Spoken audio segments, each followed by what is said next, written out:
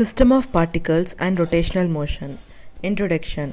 In the earlier chapters, we primarily considered the motion of a single particle. A particle is ideally represented as a point mass having no size. We applied the results of our study even to the motion of bodies of finite size, assuming that motion of such bodies can be described in terms of motion of a particle.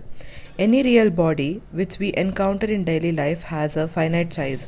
In dealing with the motion of extended bodies, bodies of finite size, often the idealized model of the particle is inadequate. In this chapter, we shall try to go beyond this inadequacy. We shall attempt to build an understanding of the motion of extended bodies. An extended body, in the first place, is a system of particles.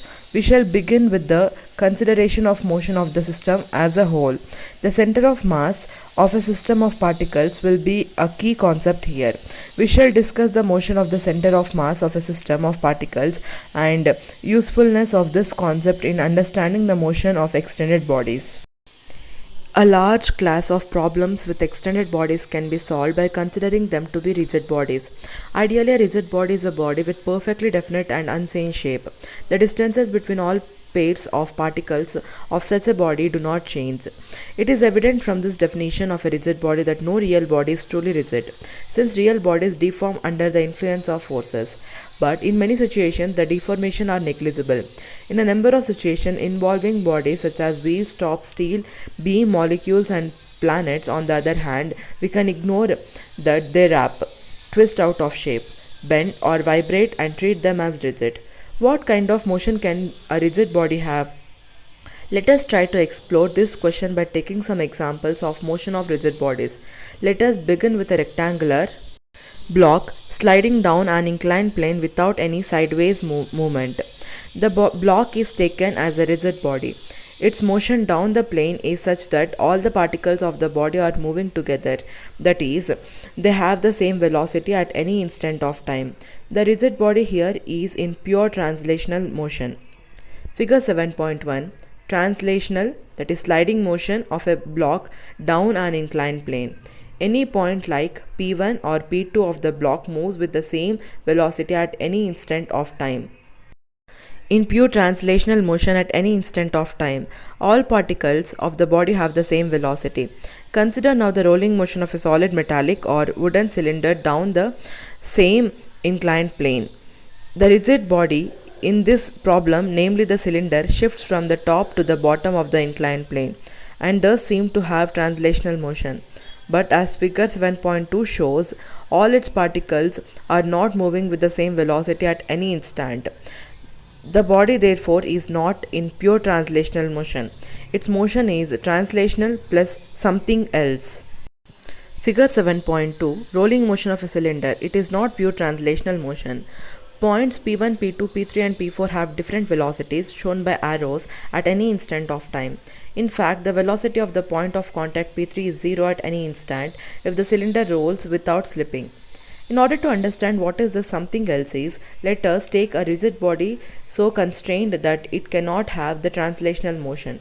The most common way to constrain a rigid body so that it does not have translational motion is to fix it along a straight line. The only possible motion of such rigid body is rotation. The line or fixed axis about which the body is rotating is its axis of rotation. If you look around, you will come across many examples of rotation about the axis: a ceiling fan, a pottery wheel, a giant wheel in a fair, a merry-go-round, and so on. Figure 7.3. Rotation about a fixed axis. A ceiling fan. B. A potter's wheel.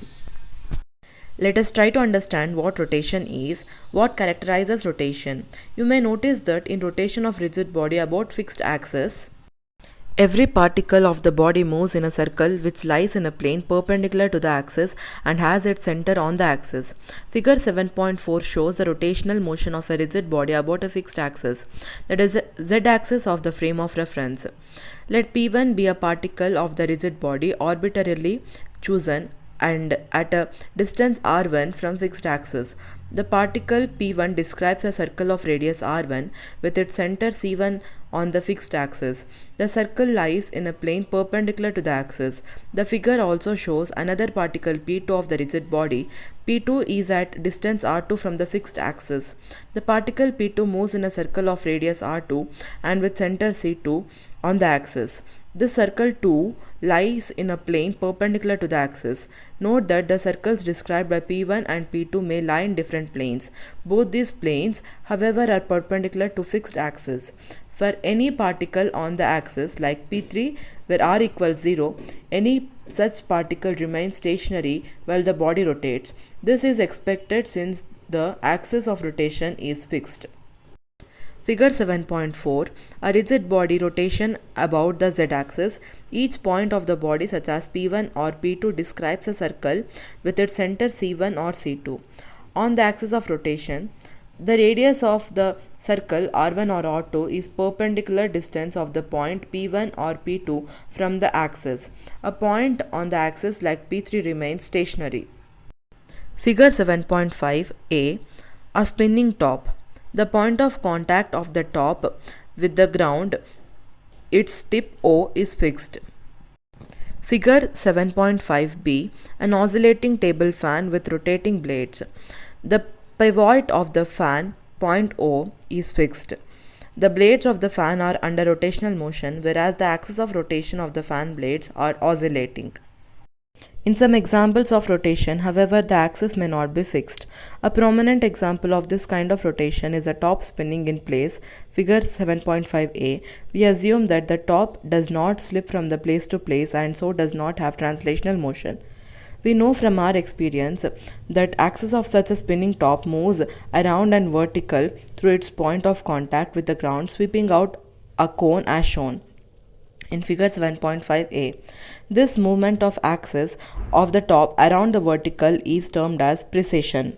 Note the point of contact of the top with ground is fixed.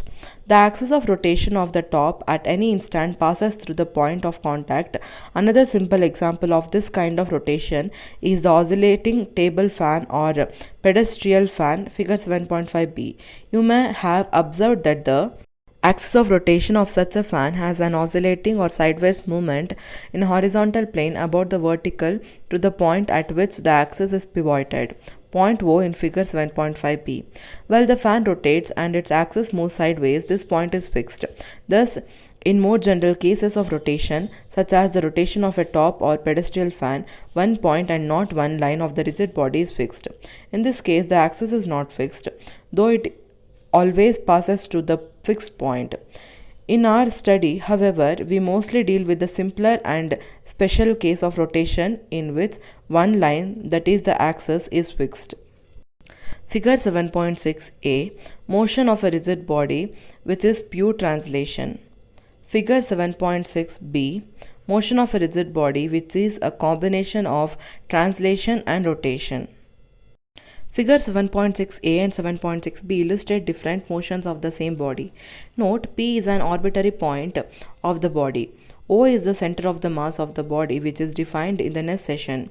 Suffice to say here that the trajectories of O are translational trajectories TR1 and TR2 of the body. The positions O and P at three different instants of time are shown by O1, O2 and O3 and P1, P2 and P3 respectively in both figures 7.6a and b. As seen from 7.6a, at any instant of velocities of any particle like O and P of the bodies are same in pure translation.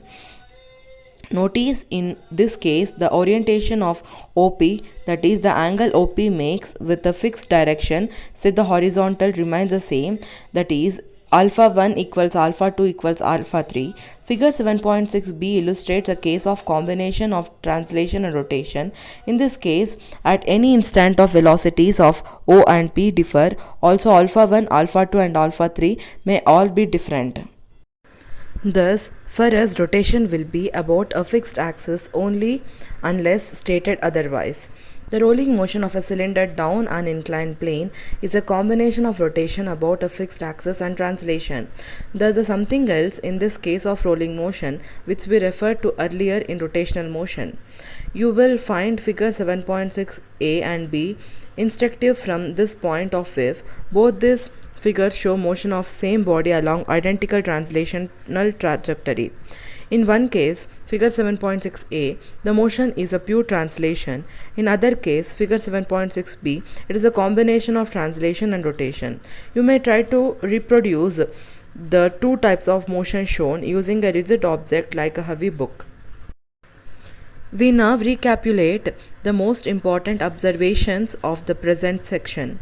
The motion of a rigid body which is not pivoted or fixed in some way is either a pure translation or a combination of translation and rotation. The motion of a rigid body which is pivoted or fixed is some way is rotation. The rotation may be about an axis that is fixed, example a ceiling fan, or moving, example an oscillating table fan. We shall in the present chapter consider rotational motion about a fixed axis only.